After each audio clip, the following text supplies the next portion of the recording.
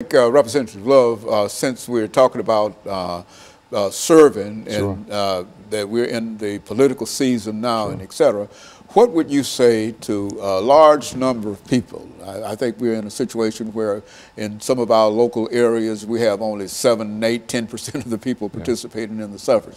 What would you say to young people what would you say to people this morning about the importance of participating in politics and what it really means from your perspective being in the state legislature? Okay, let me say to Pastor Walker, thank you for those kind words.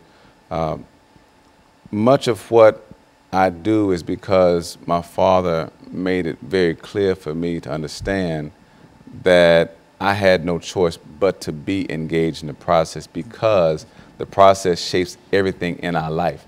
I tell folks very clearly, you're not born in this country until there's a birth certificate signed which says you were indeed born at a certain time, at a certain place. I mean, in theory, you have to use a birth certificate to get any other documentation going forward.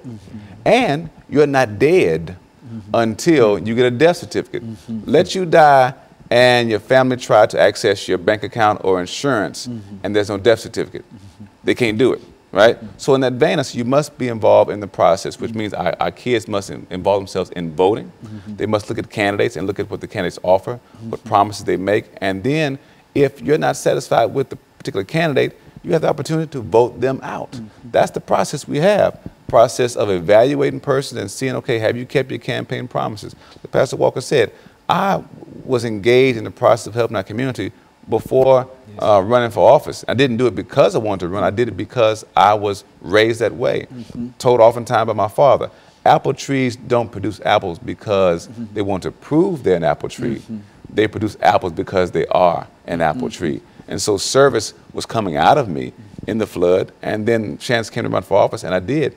And if you look at the bills that I've passed this particular session, to get a bill passed which will now allow the state of Tennessee to form a maternal mortality review board to reduce pregnancy-related deaths, to pass a bill taking the felony portion off of a possession of a ½ ounce or less of marijuana to save the state $1.7 million in incarceration fees for small amounts of marijuana when we are causing college students to lose their scholarships because of this. So those are my ways of passing good bills and simply asking people, if you're satisfied with the work I've done, vote me back in. If you're not, vote me back out. And that's the will of the people. But if you don't engage in the process, you will not have anybody up there fighting for your rights. And so it's very, very important in this season as well as any other season, not only to become involved, but to also support those that are already involved. And you think that if we were able to do that, that we will be able to move further.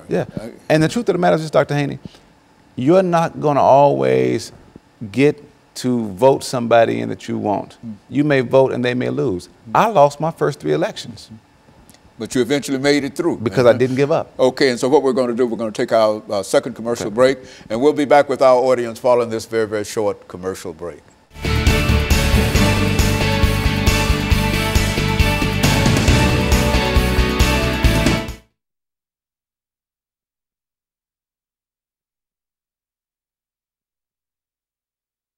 Know how the process works, which is you got to have somebody there. You got to.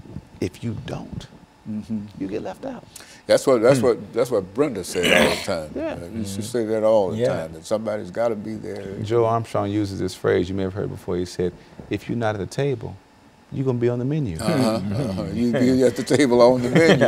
That's right. On the menu. At the table. Okay. And so we got 10 minutes. This is our last 10 minutes here. And so now, anything special you want to? I was just he mentioned about the bill, the decriminalization of for small amounts of marijuana possession. Okay. Talk about that. Folks don't realize how important it is because a small amount, ½ ounce or less, could be granules, could be seeds, but your third arrest was going to be a felony.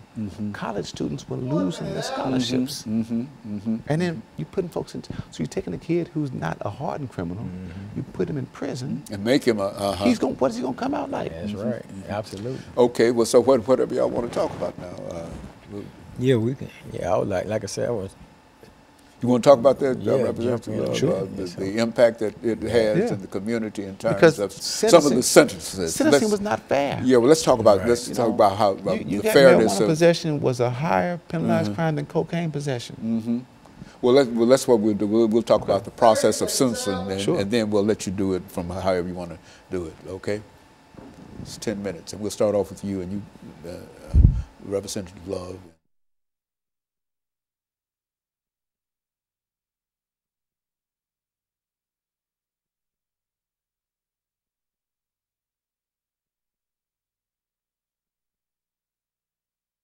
Thank you and welcome to the final segment of the show for today. We're talking to Pastor Walker and Representative Love in reference to the criminal justice system in the state of Tennessee. Representative Love, I think you mentioned earlier that you've been involved in some of the more important decisions dealing with sentencing in the state of Tennessee. Sure. Why don't you talk about that from your perspective and the importance of how sentencing can impact the life of an individual? Well, just this past session, I was able to help get a bill passed that would take, again, the felony penalty off of a possession of small amount of marijuana, ½ ounce or less. Also, I was able to get legislation passed that would increase the value of property stolen to be expunged off your record. The amount stopped at around $900. The governor was going to increase the amount to $2,500 for an E-class felony, but there was no provision to have that amount also expunged. So one of the bills I had passed was to increase E-class felony expungements to $2,500 because the bill had not been changed since 1989. So we were going up on 1989 standards in 2016. The value of things has increased. So we didn't want people to have to be penalized when they get out of prison, right? And not have those records expunged. Secondly, persons were getting arrested and were having their cases dismissed because maybe a mistaken identity or something else happened. But those arrest records were staying on their backgrounds. So you had folks who were not found guilty of anything who were still having these arrest records on their background. We were able to put a provision in which would now require our general sessions judges to ask you on the spot if your case is dismissed, if you want to have your record expunged right there. Last year we discovered that about 128,000 people in Nashville alone still had arrest records going back 10 years. And without any, and that arrest record would have some impact upon them whenever they went out to get a job or whatever. Because you apply for a job or a home loan and you're not someone who has served time in jail, so you're not thinking you have an arrest record. So when asked is there anything in your background, you say, well, no, of course not. Then they run a background check and see this arrest record. They say, well, hold on. You were arrested back in 2012. Yeah, but that case was dismissed. Well, right here it says it's still in the books. So we want to allow folks to have the chance to keep on with their life without these arrest records being on the background.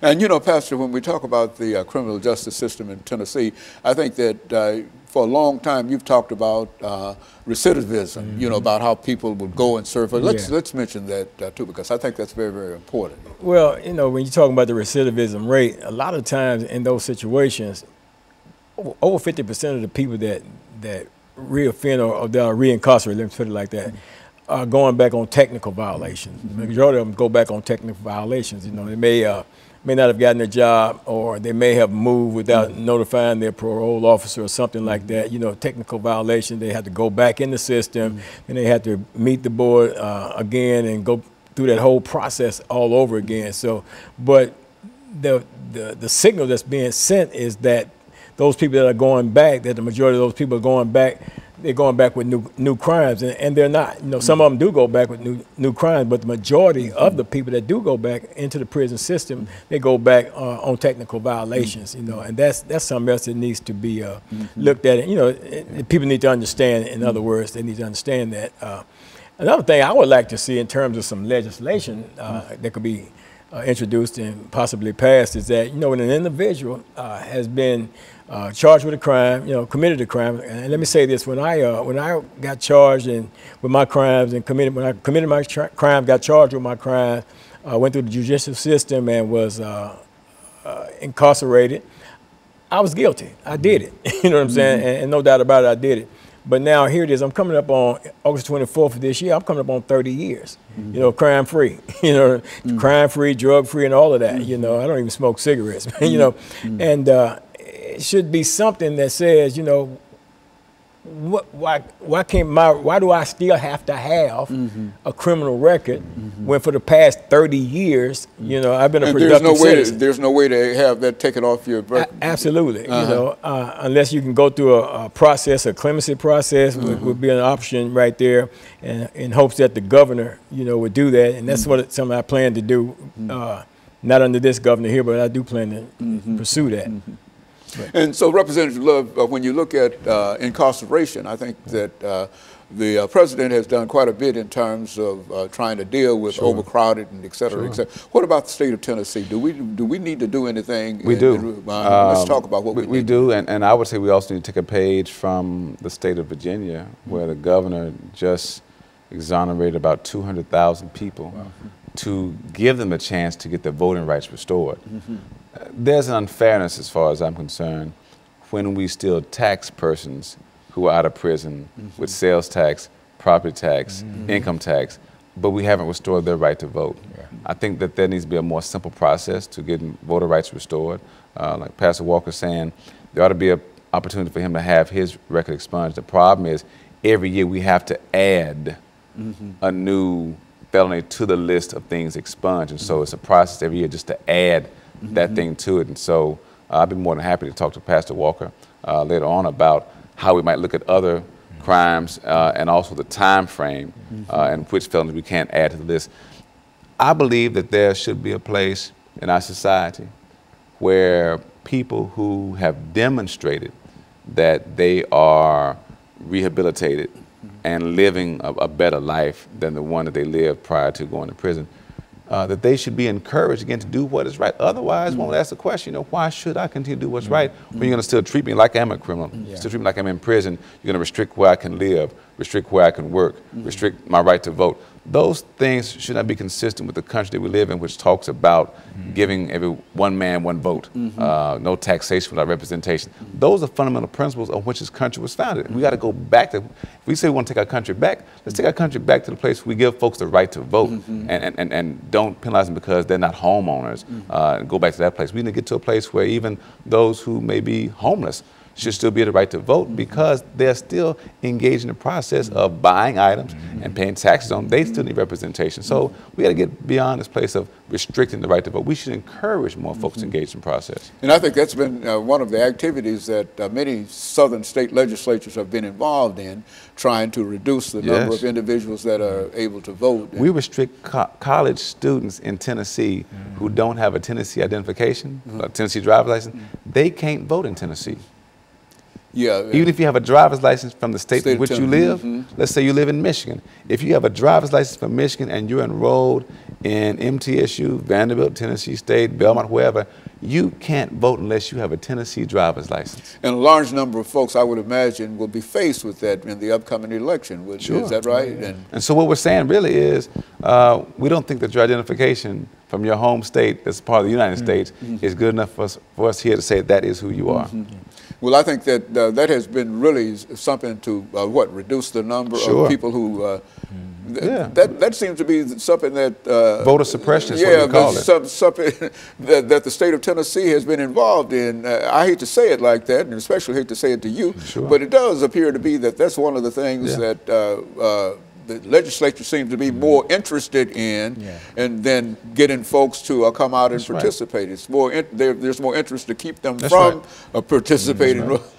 So is that true of what you're doing up there? Putting obstacles in the path of voting, for me, is un-American. All right, and the statement was made about it said we want to reduce voter fraud. There have not been instances where college students in high numbers have illegally voted. It's just that the vote of college students oftentimes favors one party over another one. And so those who in power chose to restrict the right of college students to vote. And so in a real sense, we do need a lot of reform in terms of suffrage and voting and et cetera in the state of Tennessee. And do you think that the current situation is that there are many people that are interested in any kind of electoral reform? No, they're more concerned with, again, restricting voter access. I would applaud efforts to allow, I think, we have such great technology. why can't I apply to vote the day of the election? You know, why can't I, with the way technology is, you ought to be able to have a computer system that will show you that I've registered right now and I can vote right now, and that I'm not registered in 2 other places. Because once if I register today and go and vote today, then I can't go and register and vote in another location. Why shouldn't I be able to allow to register the same day? Okay, very good. And of course, we're going to have to end this show for today. But let me thank the 2 of you for coming by and giving us that excellent information. And let me encourage our